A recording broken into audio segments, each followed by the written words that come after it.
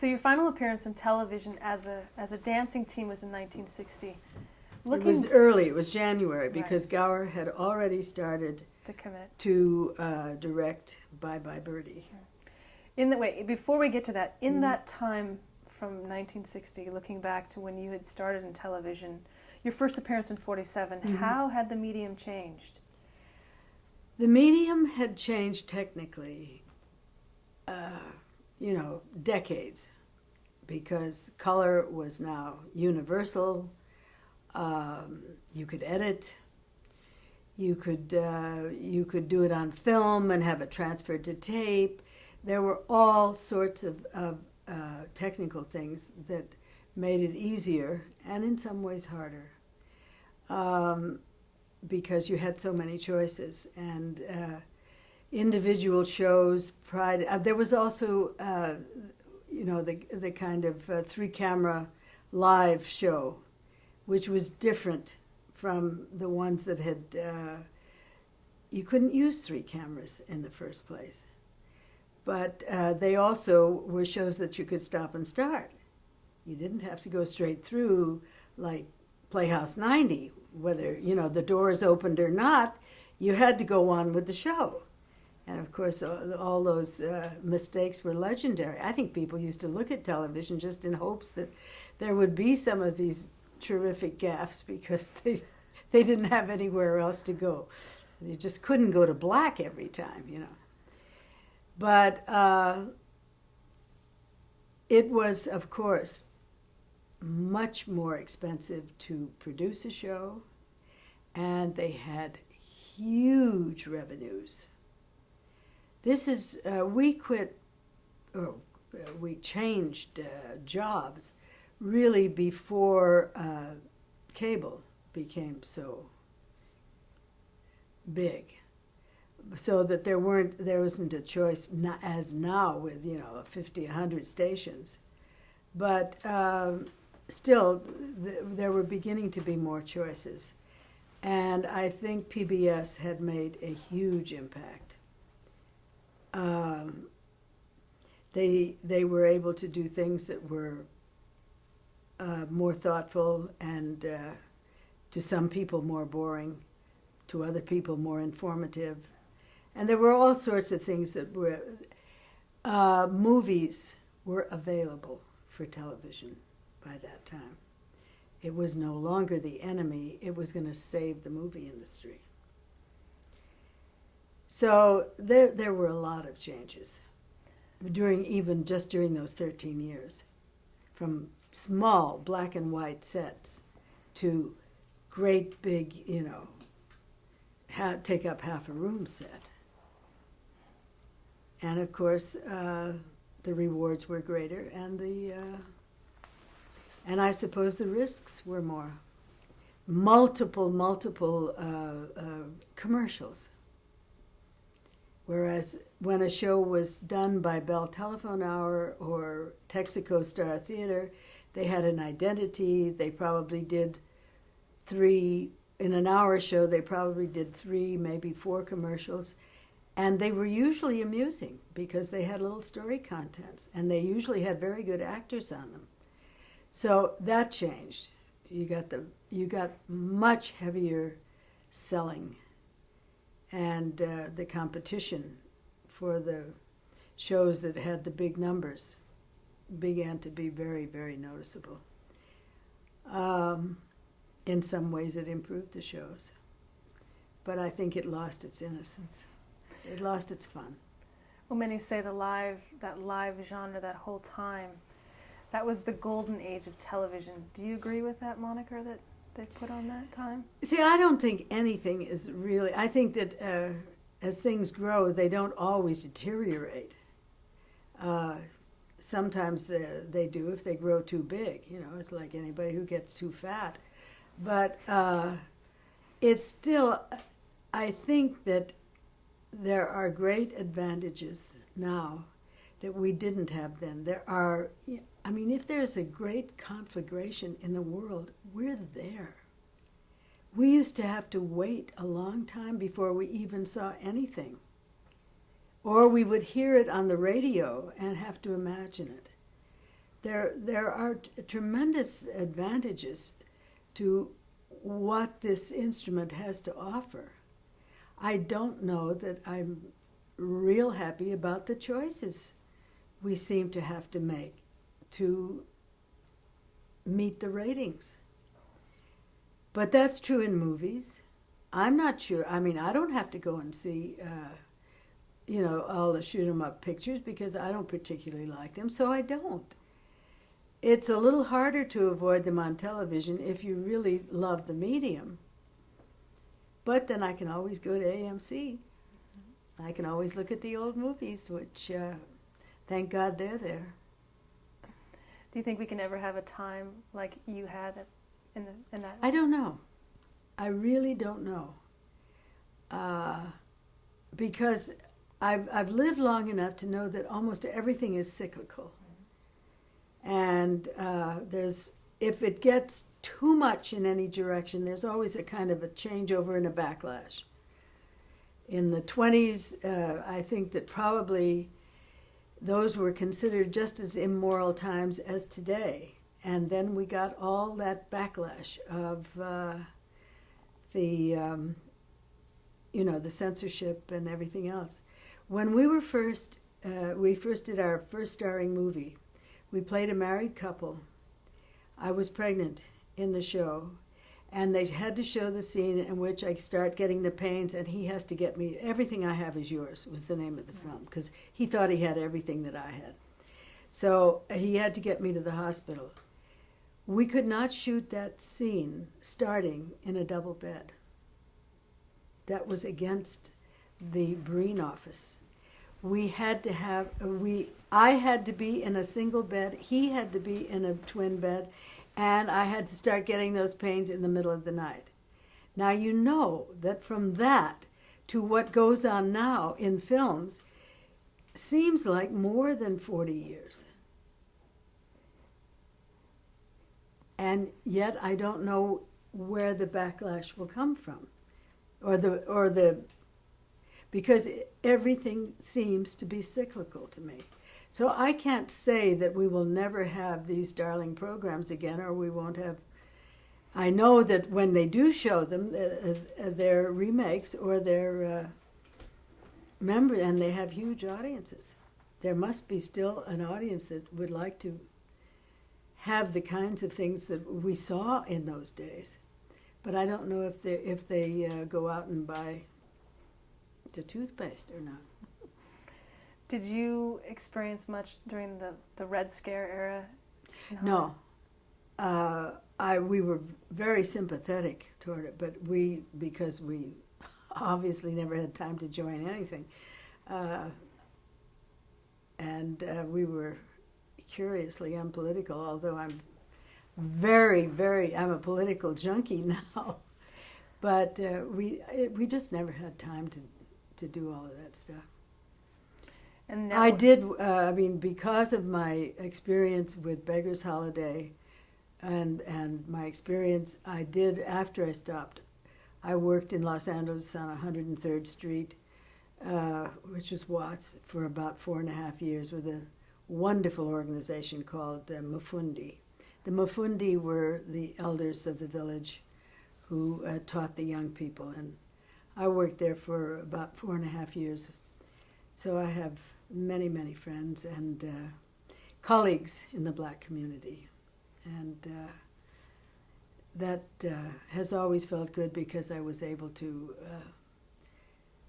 overcome some of my prejudices and upbringing as being one of these protected little Hollywood brats.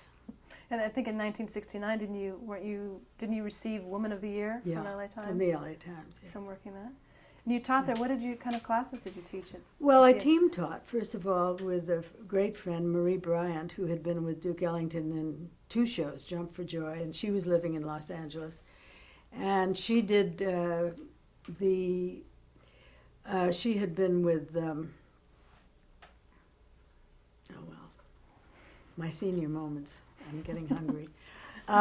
She had been with Catherine Dunham, and who was the first really great black company.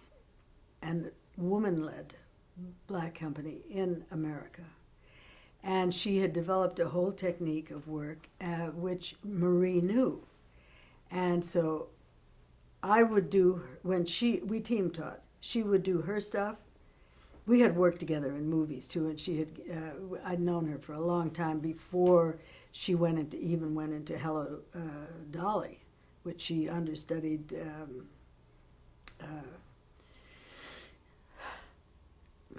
I think I will not try to think of names now because those are the things that are going. But anyway, when they had the Black Dolly, she was the understudy in that.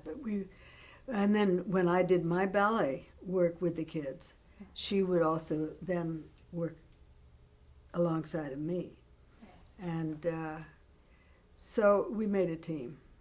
And then eventually, after we founded the dance department in this organization on 103rd, eventually we found Janet Collins, who was the first black ballet dancer with the Metropolitan Opera. And she took over, and that was a good thing. Right. And during the 60s, that's when you and Gower were directing on Broadway. He was the primary director. How were you his assistant? Is that the capacity? Sometimes, yes. Most of the time, I assisted him. I was, of course, raising kids also. But, for instance, in Hello, Dolly, I worked with Carol Channing a great deal because we had been friends for eons by then. I figured out the other day that I took her to meet Gower and Bill Ith in Lindoneer over 50 years ago.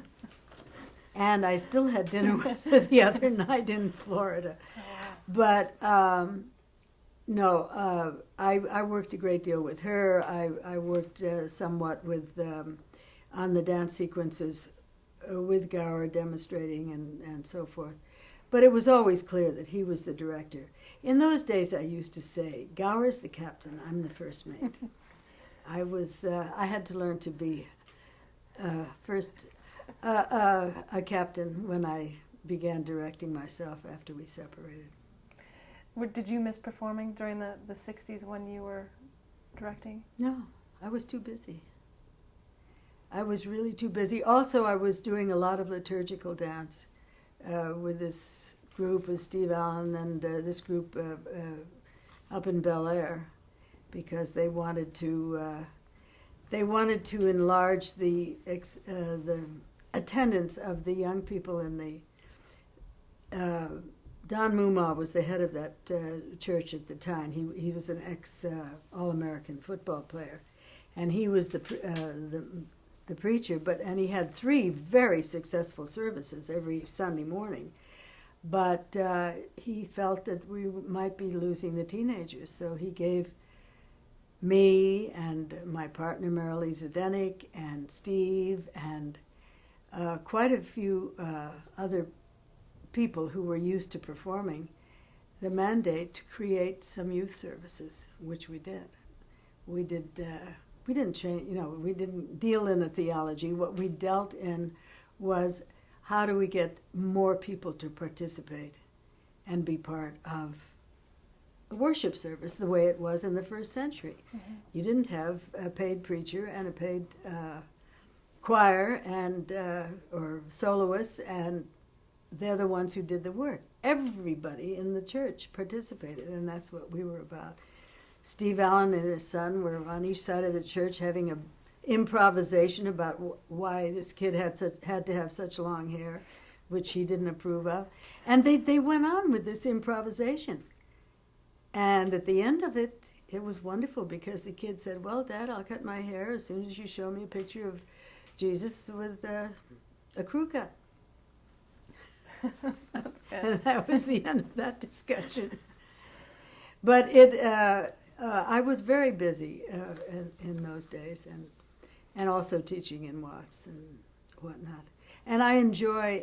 I think that's really prepared me for semi-retirement, although I seem to be just as busy as I ever was. But it really has prepared me for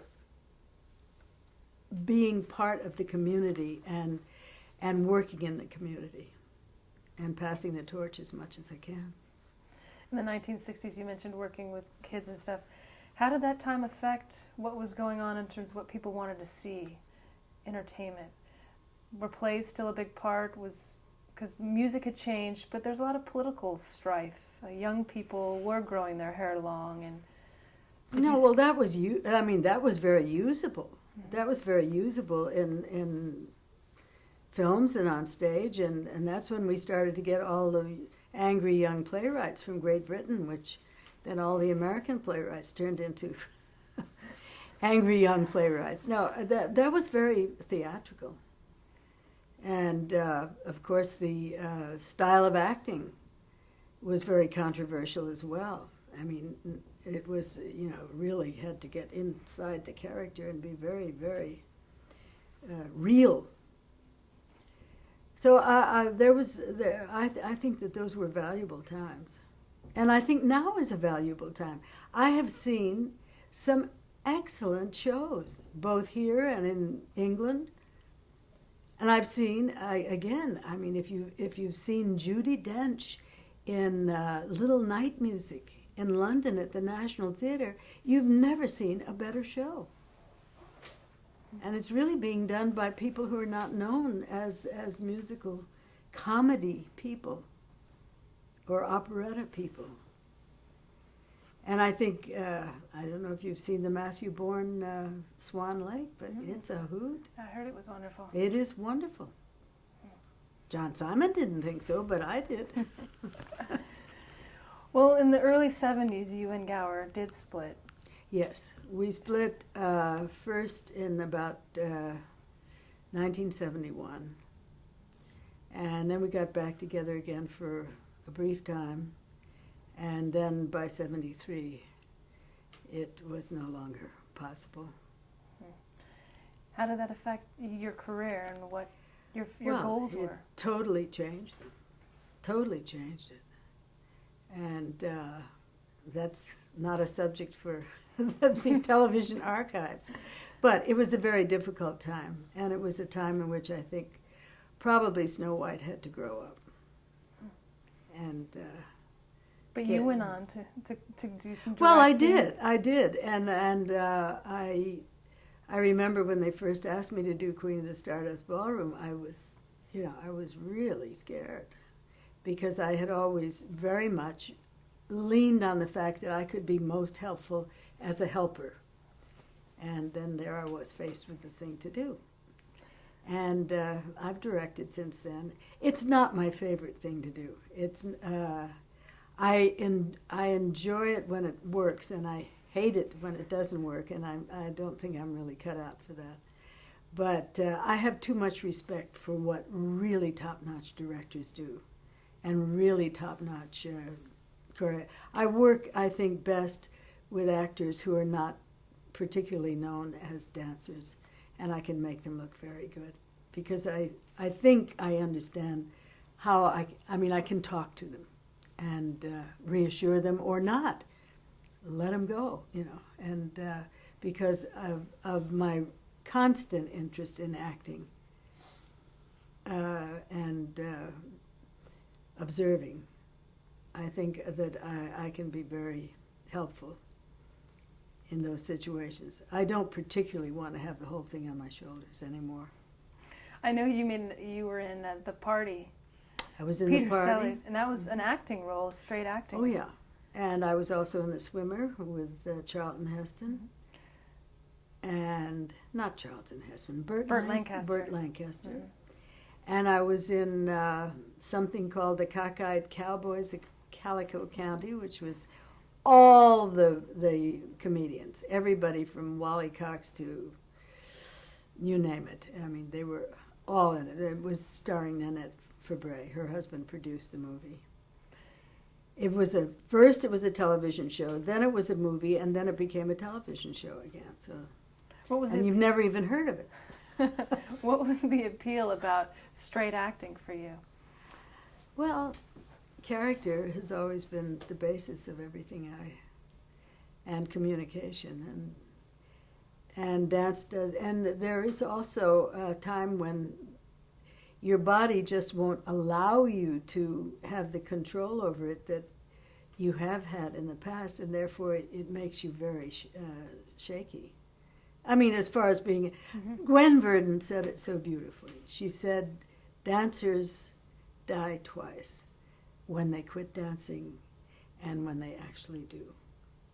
And that is the truth, because you don't ever lose your sense of how you could control your body, but it just will not allow it to be controlled the way you want it to be.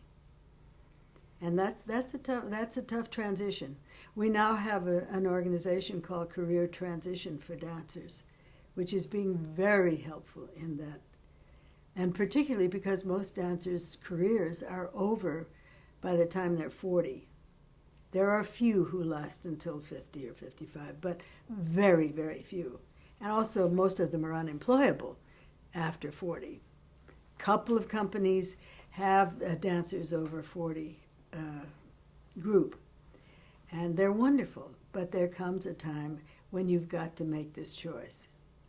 And if you're not a choreographer and you're not a teacher, not everybody has the gift, then you have to get into something that you have not prepared yourself for because you've been so busy dancing and training when you were in those formative years. And the stories are really interesting.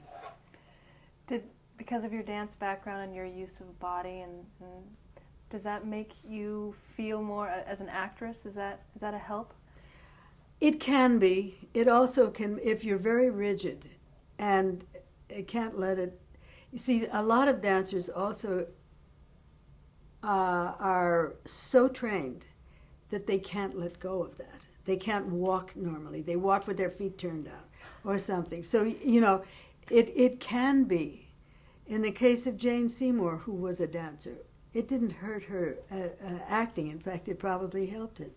In the case of Audrey Hepburn, you know, there are all kinds of examples of dancers becoming very good actors, of singers becoming, but there are all kinds of examples where it doesn't work at all. It depends on the individual and what their training has been.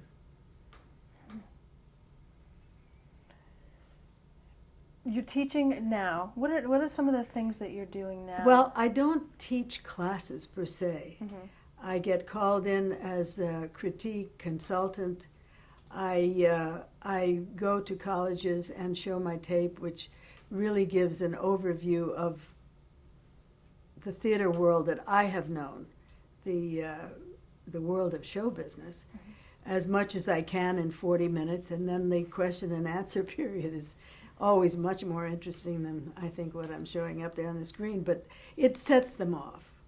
They get a sense of of things that happened even from Snow White, you know, for the modeling for Snow White. They get a sense of things that have happened over the last 50, 60 years, and then are able to ask me some really intelligent questions. What are some of the questions that they want to know from you? The answer? Well, it varies. It varies in the school and how cheeky they are. Sometimes they want to know just how to get an agent. Sometimes they want to know about what it was like to work or travel with Harry Belafonte. Sometimes they want to know, well, they're just such a myriad of questions. And sometimes they want to know things technically, which I'm afraid I can only shoot them in a direction, because as much as I wish I had paid more attention, and a lot, of course, you learn by osmosis, I still am not schooled in the technical end of any one of these things. Gower made it his business to be schooled in lighting and music and all of that. And I think I spent a lot of time on communication. Well, it was a good team, though. That's why it worked for so long, because it was over 24 and a half years that we were together, but we had also known each other for 15 years before that. So and we never stopped being friends. the advice that you would give a young person trying to make it as a dancer today, what do you tell them? Well, first of all, I tell them that they better examine how much they want it, because it is the toughest, it is the least rewarding most of the time, and you end up with a lot of injuries. So unless they really want it, I mean, almost like a call, I would suggest that they dance for pleasure, but don't try to go into the business. Choreography has become so busy and so complicated that the dance injuries are tripling every other year, and it has to do again with this feeling that everybody has to cram everything they've ever known into every show to make it work. You have to dance. You have to put more steps into 4 bars than the human body should be asked to endure. And so that's it's a real call. I mean, if you can't help but be a priest, then be a priest. But don't go into it if there's something else you think you'd rather do. And so I try to be as honest. I mean, that was true even in our day, because you can be the really best trained dancer in the world, and you can go knock on doors. If you don't happen to have the right figure or the right face or the right something that somebody's looking for, you can't get to first base, and you certainly can't build up any equity unless your family is very rich and you just keep taking from them. Looking back, what has been the highlight, if you could kind of pinpoint at least one or maybe even a couple in your long career? Well, most embarrassing moment is losing my dress in front of the Queen of England, which happened in Washington. Right after we did the Standard Oil show, and we did this thing, and I was a little zoftig at the time because I was pregnant, and my straps broke. And so we only got to do one number, and then about 16 or 18 bars into the second number, which was a big dinner when the Queen and Prince Philip came over in the State Department building. No, the Pan Am building. Sorry, the Pan Am building. So there were no wings, and there was no wardrobe woman or anything like that. And the straps broke on my dress, and the dress was boned, so I wasn't wearing anything underneath it, and there was no way to get it fixed. So Gower took me. He threw it back. After they'd had this quick flash, he threw it back over my shoulders, and I caught it, and he said that, and he whirled me off stage. And of course, all the dignitaries, there were about 150 people, including Thomas Dewey. And we came back on, and he made this lovely extemporaneous speech about how much they had enjoyed meeting, because we had been at the reception meeting Your Highnesses and dancing for you. Unfortunately, we must part company with you because Marge has parted company with her dress. And I was just devastated.